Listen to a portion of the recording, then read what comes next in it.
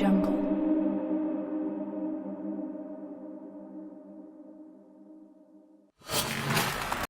अस्सलाम वालेकुम जी, this is तला अशरफ ज़िया।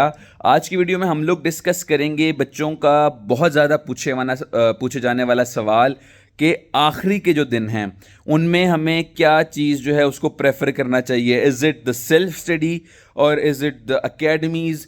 क्योंकि अकेडमीज़ का जो शेड्यूल होता है अमूमन वो आपके एग्ज़ाम से 1 या 2 या 3 दिन पहले तक जारी रहता है और उन्होंने उसमें FLPs रखे होते हैं और जो जहाँ की चीज़ें डाली होती हैं और बच्चे हमेशा कंफ्यूज रहते हैं कि भाई हमने ऑब्वियसली हज़ारों में 60-70 हज़ार फ़ीस पे की हुई है सेशन की, तो क्या हमें एंड तक लेना चाहिए है? अगर एंड तक लेंगे तो हम सेल्फ स्टडी कब करेंगे? सेल्फ स्टडी करेंगे नहीं करेंगे तो रिवीजन कब करेंगे? रिवीजन नहीं करेंगे तो जो गलतियाँ की हुई हैं उनको कैसे करेंगे? लास्ट 10 डेज़ में कैसे प्रिपरेशन करनी है वो एक स्लाइटली सेपरेट चीज़ है, उसकी मैं वीडियो भी लाजमी एक बना दूंगा आप लोगों को ताकि आइडिया हो जाए कि आप लोग अपना शेड्यूल कैसे बना सकते हैं। लेकिन मैं अभी अगर जनरली बात करूं, फॉर एग्जांपल अगर MD कैट में आप कह लें कि जी 20 दिन रह गए हैं, 18 दिन रह गए हैं, तो एग्ज़ाम की जो आपकी मेरा ख्याल है वो होगी ना, स्ट्रेटजी जो होनी चाहिए फॉर द लास्ट 20-15 डेज़, वो आपकी ये होनी चाहिए है कि एंड वाले जो डेज़ होते हैं ना वो सबसे ज़्यादा क्रूशल होते हैं। अब देखें, आप लोगों के एग्ज़ाम्स तकरीबन हुए थे मई के अंदर एंड हुए थे, FSC के मई या जून के अंदर एंड हुए थे। उसके बाद से मई जो रिमेनिंग डेज़ आप कह लें, जून कह लें, जुलाई कह लें, अगस्त कह लें और अब सितंबर के जो आखिरी के कुछ दिन हैं, ये वो तमाम पीरियड है जो आपके पास होते हैं MD कैट की तैयारी के लिए। अब MD कैट की तैयारी आप लोग तकरीबन 2-3 माह के लिए तो 2-3 माह से कर रहे हैं, स्पेशली वो जो फ्रेशर्स हैं और जो रिपीटर्स हैं वो 1 ईयर प्लस ये 2-3 माह से जो है अपने एग्ज़ाम की तैयारी कर रहे हैं। यानी सॉरी, वो 2-3 माह तो उसके अंदर ही शामिल हो गए, 1 ईयर से ऑलमोस्ट अपने जो है एग्ज़ाम की तैयारी कर रहे हैं। अब बात ये है कि इससे पहले तक की जो आपकी स्ट्रेटजी होती है ना, वो ये होती है कि आपने बुक को पढ़ा, फर्स्ट ईयर की बुक को पढ़ा, सेकेंड ईयर की बुक को पढ़ा, आपने प्रैक्टिस की, MCQs की, आपने पास्ट पेपर्स किए, आपने फिर दोबारा से जब एक दफ़ा कंप्लीट कर लिया ये सर्कल तो आप फिर टेस्ट सेशन वाले फेज़ में चले गए, आप रिविजन वाले फेज़ में चले गए और उसमें ये होता है कि आप अपने सिलेबस को मल्टीपल टाइम्स करते हैं और मल्टीपल टाइम्स करके जो है आप अपने MD कैट की तैयारी को मज़ीद रिफाइन, मज़ीद बेहतर कर रहे होते हैं, प्रैक्टिस कर रहे होते हैं और यूं समझ ले कि आप 0 से 100 की तरफ जा रहे होते हैं। अब एंड वाले डेज पे क्या है कि जो मैं एक्सपेक्ट करता हूं अपने जूनियर से और वो तमाम बच्चे जो ये 2-3 माह से बहुत ज़्यादा स्ट्रगल और मेहनत कर रहे हैं कि इस पॉइंट तक आपकी तैयारी 70-80% तक आ जानी चाहिए। अब जब आपकी तैयारी 70-80% तक आ गई है तो अब आपका एंड वाला टाइम बड़ा क्रूशल होता है। ये टाइम इसलिए क्रूशल है क्योंकि आपको एक तो एनजाइटी और टेंशन और डिप्रेशन बड़ा ज़्यादा होने लग जाता है कि जी एग्ज़ाम सर पे आ गया। ज़िंदगी का ऑब्वियसली एक इंपॉर्टेंट एग्ज़ाम है, जिनका अच्छा हो जाएगा उनका तो एडमिशन हो जाएगा, जिन बेचारों का कोई मिसहैप हो जाएगा या नहीं होता या एंड पे कोई मसला बन जाता है उनको फिर 1 साल बाद जाके जो है दोबारा से ये एग्ज़ाम देना पड़ेगा या किसी और फील्ड में जाना पड़ेगा जिसका उनको उस तरह से पैशन नहीं है जिस तरह वो MBBS या वाइट कोट पहनना चाहते हैं, डॉक्टर अपने नाम के साथ लगता देखना चाहते हैं। तो एक तो ये चीज़ बड़ी राइज पे होती है।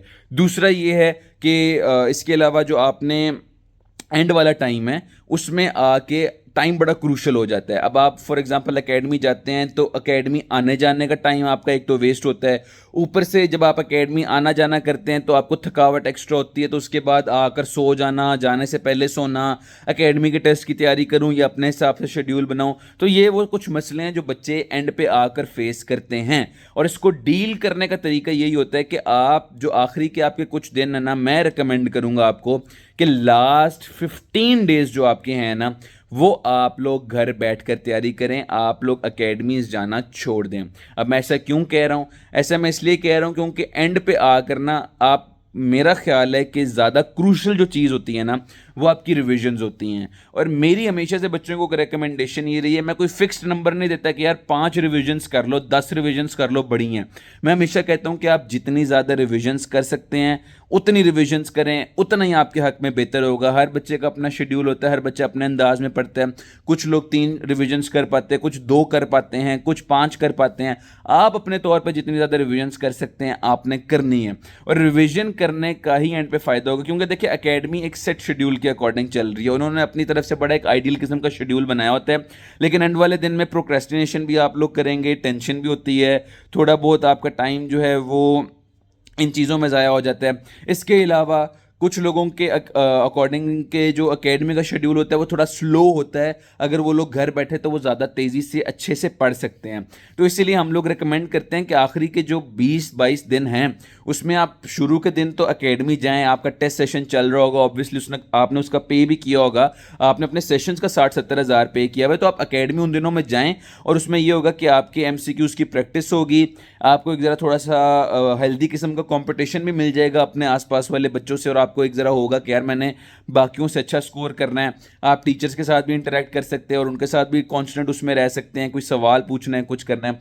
हाउएवर एंड के जो डेज हैं ना, उनको आपने इन्वेस्ट करना है इन 2 थिंग्स। वन इज़ रिविजन, जिस तरह मैंने आपको पहले बताया, सेकेंड इज़ कि आपने जो गलतियां की हैं अभी तक, आपने उनको दोबारा से गो थ्रू करना है।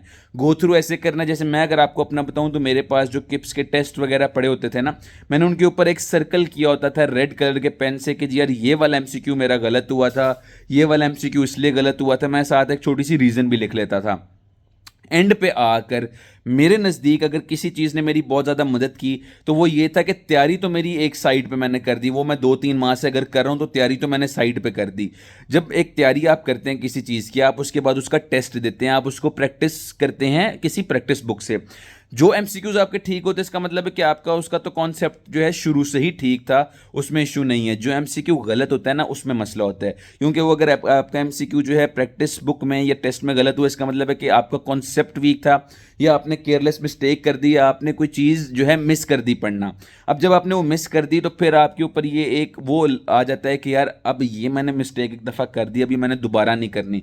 गलतियां करने का मेन मकसद, या गलतियां मैं क्यों इनकरेज करता हूँ कि बच्चे गलतियां करें, क्योंकि एंड पे आके जो एमसीक्यू आपने ठीक किया होता है ना, बंदे को वो इतना खास याद जो है ना याद वो नहीं होता, लेकिन जो एमसीक्यू उसने गलत किया होता है ना वो उसके जहन में फिट हो जाता है। तो गलतियां किया करें, क्योंकि जो चीज़ आपकी गलत होती है ना वो आपको होती है कि यार ये एक दफ़ा गलत हो गई, दोबारा गलत ना हो। तो इसलिए जो है ना गलतियों पे मेन फोकस करना है। और वही बात की जब आपने तैयारी की थी, आपने उसका एमसीक्यू सॉल्व किया और वो गलत हो गया, इसका मतलब है कि आपकी तैयारी कहीं पे डेफिशिएंट थी। लेकिन ये डेफिशिएंसी आपके एग्जाम वाले दिन नहीं होनी चाहिए। जो आपकी अच्छी चीज़ें प्रिपेयर्ड थी वो तो आपने रिवीजन में और प्रिपरेशन में कर ली, लेकिन जो कॉन्सेप्ट वीक था, जो चीज़ मिस कर दी, जो चीज़ पढ़ी नहीं, उसका जो एमसीक्यू गलत हुआ, अगर आप उसको एक दफ़ा दोबारा गो थ्रू करेंगे तो ऑब्वियसली वो आपके जहन में रहेगा। और अगर वैसा ही कोई एमसीक्यू उसी कॉन्सेप्ट का उसी तर्ज का एमसीक्यू आपके एग्जाम में आएगा तो आप उसको अच्छे से सॉल्व कर पाएंगे।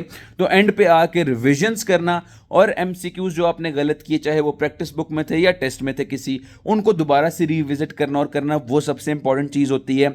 इसी तरह एंड वाले दिनों में टेंशन को कम करना, आराम से सुबह उठना, नींद पूरी करना, अपना जो है शेड्यूल खुद से बनाना, रिविजन्स जहां अगर एकेडमी में एक हो रही थी आप उसी टाइम में 2 रिविजन्स भी कर सकते हो, तो वो हिसाब किताब जो है ना बंदा अपने हिसाब से मैनेज कर सकता है। इसलिए एंड पे आके सेल्फ स्टडी को इंपॉर्टेंस दें। एकेडमी आना जाना, वहाँ जाकर टाइम वेस्ट होना, आने जाने में थकावट होना, उससे बंदा बच जाता है। आराम से अपना शेड्यूल बनाएं। एफएलपीज घर में आप सॉल्व कर सकते हैं। हर चीज़ें जो हैं ये ऑनलाइन अवेलेबल होती हैं। मुझे याद है कि मैं ऑनलाइन एफएलपीज मिला करते थे तो मैं उनको प्रिंट करवा के बबल शीट के ऊपर घर में सॉल्व किया करता था, खुद को टाइम करके। मैं एक वो स्टॉप वॉच रखी होती थी और उसका एम यही होता था कि जी मैंने गिवन टाइम में, फॉर एग्जांपल अगर आपके पास 3.5 घंटे हैं, 3.5 घंटे का मैं स्टॉप वॉच या टाइमर लगाता था और वो 200 एमसीक्यूज जो है सॉल्व करता था। तो उससे मुझे एक ना वो हो जाता था कि यार मैं एग्जाम में जाऊँगा, इतना टाइम मेरे पास होगा, क्या मैं वो पेपर सॉल्व कर पाऊँगा या नहीं। फिर उसमें जो गलतियां करता था एफएलपीज के अंदर, उनको नोट करना, उनको देखना कि यार अभी भी क्या चीज़ें डेफिशिएंट रह रही हैं मेरी। ये चीज़ें मेरा ख्याल है कि बंदा आराम से बैठ के घर में कर सकता है। एकेडमी में एंड पे जाना मैं रिकमेंड नहीं करता। टाइम वेस्टेज होना, थकावट होना, फिर एकेडमी का अपना शेड्यूल चल रहा होता है। ऐसा तो नहीं हो सकता कि आप एकेडमी का शेड्यूल भी फॉलो करें और अपना शेड्यूल भी फॉलो करें। एक चीज़ को किया जा सकता है और मेरा ख्याल है कि एंड पे सेल्फ स्टडी करना, रिविजन्स करना, अपनी गलतियों को रिविजिट करना और एफएलपी सॉल्व करना, नींद को पूरा करना। और ये जो प्रोक्रेस्टिनेशन है, एंजाइटी है, डिप्रेशन है, टेंशन है, इसको फाइट करना, मेरा ख्याल है कि ये घर बैठ के जो चीज़ें बेहतर की जा सकती हैं। और वही बात है कि एंड पे आके जो बंदा इन चीज़ों को कोप अप कर सकता है वही कामयाब होगा, क्योंकि ultimately syllabus same, books same, practice books भी सेम, और एफएलपीज भी ऑलमोस्ट सब बच्चे सेम ही सॉल्व करते हैं।